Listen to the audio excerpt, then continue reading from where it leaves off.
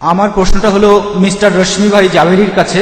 এই বইটা আমি পড়েছি, বইটার নাম হলো meet eating 100 facts. Please sir, আমি আপনাকে উদ্দেশ্য করে কিছুই বলছি না। আপনি কোনো ব্যক্তি বিশেষের নাম না বলে শুধুমাত্র বইটার উদ্ধৃতি দিতে পারেন।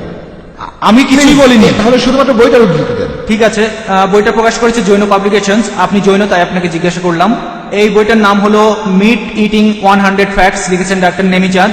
এখানে মাংস খান এমন লোকদের কার্টুন আঁকা হয়েছে। এই কার্টুনগুলো আমার কাছে খুব অপমানজনক মনে হয়েছে। এখন আপনার কাছে আমার প্রশ্ন, জৈনরা নাকি সহনশীল। এখন কোনো জৈন ধর্মের অনুসারীর পক্ষে এই বইগুলো কি ছাপানো উচিত, যেটা মানুষের অনুভূতিকে আঘাত করে?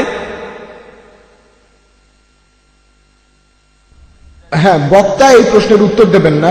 উত্তর না দেওয়ার অধিকার তারা আছে, তিনিই ঠিক করেছেন তিনি উত্তর দেবেন না। এবারে প্রশ্ন করবেন পরের জন। আমরা এখানে আচ্ছা, এবারে পরের প্রশ্ন, এটা বক্তা প্রশ্নটার উত্তর দেবেন না। আমি সন্তুষ্ট না।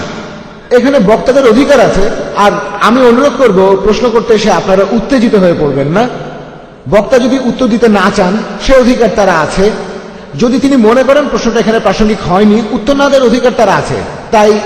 তাই আমি বলছি, আপনারা আপনাদের প্রশ্নগুলো এমনভাবে করবেন যাতে অশ্লীল না হয়, অপমানজনকও না হয়।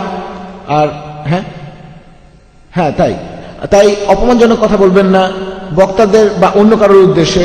আপনারা সহজভাবে প্রশ্নটা করেন, এখানে আপনার মতামতটা জানাতে পারেন, মন্তব্য করবেন না, অপমানজনকভাবে করবেন না। আপনার প্রশ্নটা ভদ্রভাবে বলেন, আপনার মন্তব্যটা জুড়ে দেবেন না। বক্তাদেরকে এই ব্যাপারে মন্তব্যগুলো করতে দেন।